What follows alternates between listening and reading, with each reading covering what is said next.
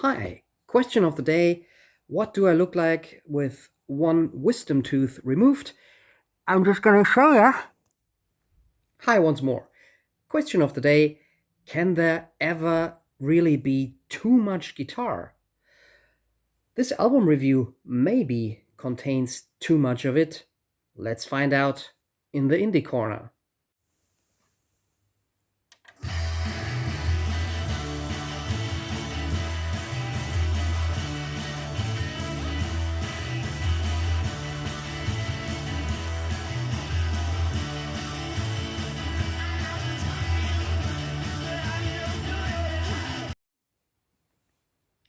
Rock music has come a long way since its presumable birth in the 1950s. From its blues and rock and roll roots performed in cellar clubs, it showed a cleaner pop phase in the 60s and then went all crazy and artsy and first became psychedelic and then heavy and also serious and progressive. But for every studied or virtuoso or meticulously produced style in rock, there would always emerge a counterculture holding up the virtue or alleged authenticity of the simplicity and directness of just guitar, bass, and drums. The Reigning Sound are such a band, or rather were such a band, because I think they announced their split up about 2 years ago. And this is a quick band bio. Reigning Sound was formed in 2001 by Memphis garage punk musician Greg Cartwright. They released a 3-song 7-inch in 2001, quickly followed by their full-length debut Break Up, Break Down. The style of this early formation of Reigning Sound was leaning more towards an alternative country sound. Their second album, Time Bomb High School, from 2002, featured a more polished sound influenced by rhythm and blues and classic rock and roll. The original quartet went through a lineup change when bandleader Cartwright moved from Memphis to North Carolina in 2004. Backed up by completely new band members, bassist David Wayne Gray, drummer Lance Will, and also keyboard player Dave Amels, Cartwright put out the band's third album with a mix where every instrument was in the red. That's right. Too Much Guitar was released in 2004 on In the Red Records, and that's not just the name of the label. If you like your music in high fidelity with a crystal clear and well balanced mix, you still have got a little time to change to another video. This album shows you everything you need to know about its sound in the cover artwork. It's brash, fuzzy, and noisy, and of course, informed by the 1960s. The trashy, lo-fi sound aesthetics create a feeling of a band recording in a garage while it was burning down.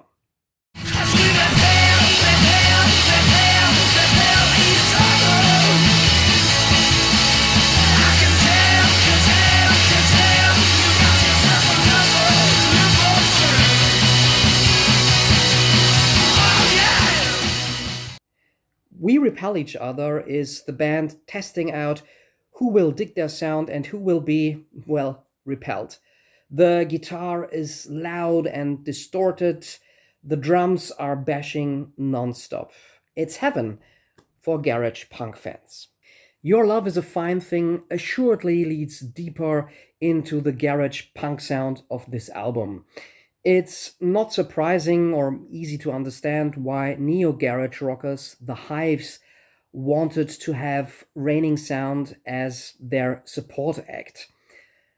The song is fast and dirty and relentless, and it's over under 3 minutes.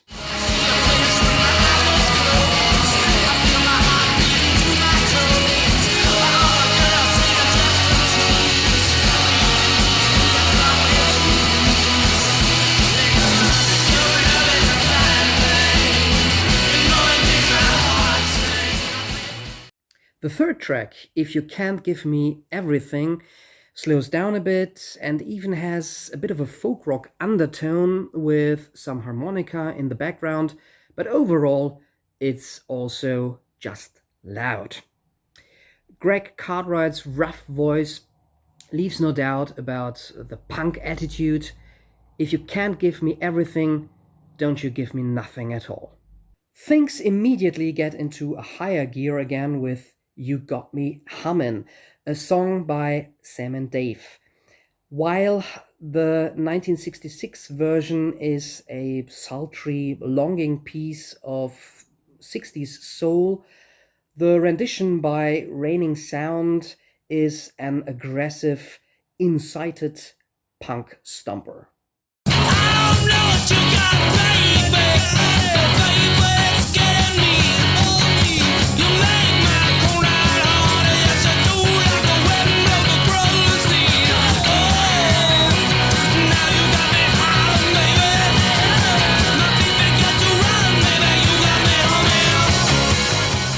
Back to originals. When You Touch Me exhales the spirit of early rock and roll and features more harmonica.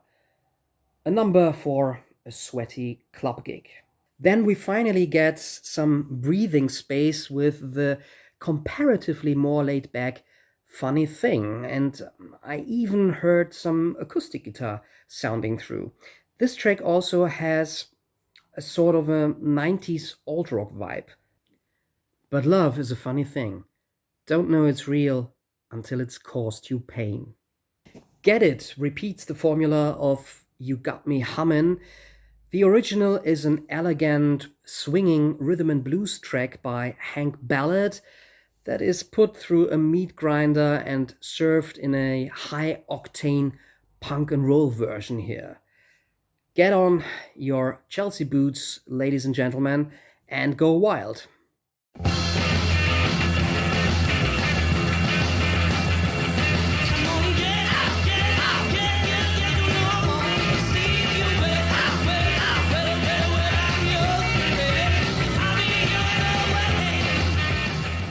The following, I'll Cry, again written by Cartwright, seamlessly picks up in that mood.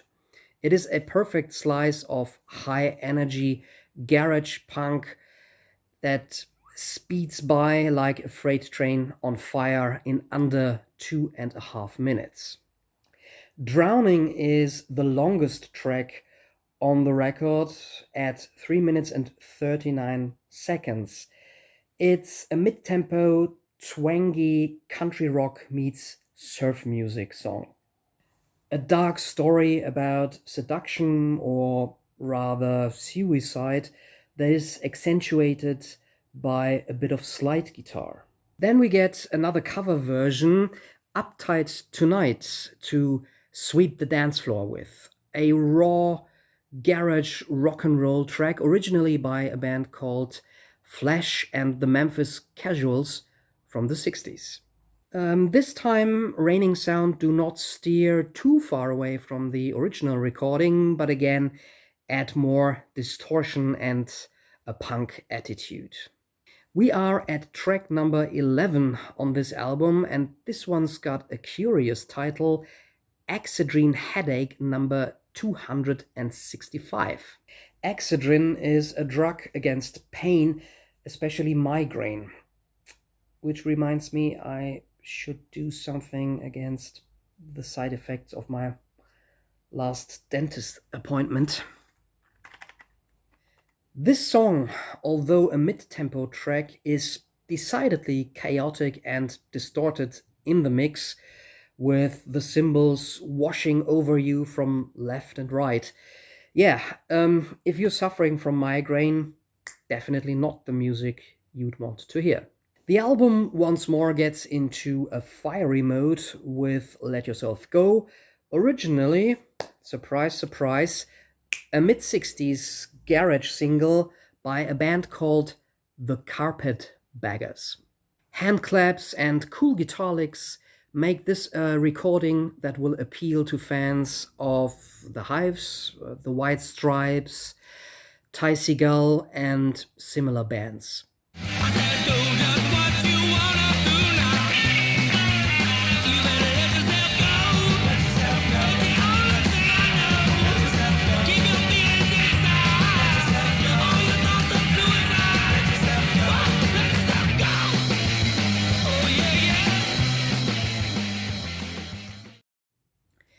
So Easy is another burst of garage punk with a thrashing, stomping beat. Admittedly, these kind of tracks become a little bit interchangeable over time on the album, but it's a short one and it doesn't hurt. The album ends with a song called Medication, a final brutal outbreak of 1.5 minutes. That should be the sufficient medication for your craving for dirty and relentless high speed garage rock. Yeah, by now we really have had too much guitar, or rather, too much of a loud and fuzzy lo fi mix. This album certainly is not for the faint at ear, and admittedly, it can become a bit tiring in the long run. It's the band's most punk and garage influenced release, and one can hear the musicians really enjoyed themselves and their noise. The sheer energy is contagious and jumps over to the listener. Well, at least it does for me.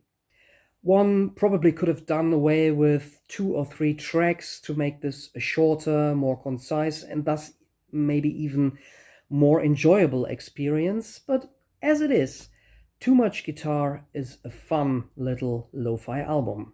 This definitely belongs in the indie corner.